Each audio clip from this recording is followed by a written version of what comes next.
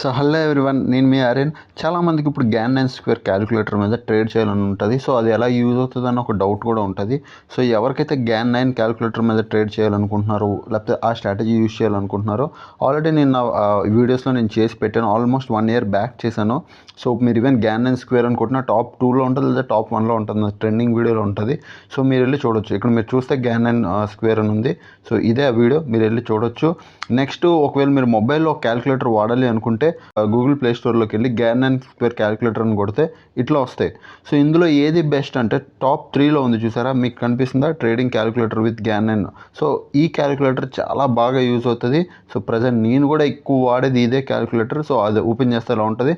So మీరు last price like 105 అనుకోండి, 105 ఇచ్చి క్యాలిక్యులేట్ చేస్తే మీకు వాల్యూస్ వచ్చేస్తాయి. సో చాలా బాగా యూజ్ అయ్యే క్యాలిక్యులేటర్. నేను ఎప్పటి నుంచి, ఈవెన్ 1 year నుంచి వాడే క్యాలిక్యులేటర్, ఎప్పటికీ మారలేని క్యాలిక్యులేటర్ అయితే ఇదే. సో వెళ్ళి బాగా యూజ్ చేసుకోండి.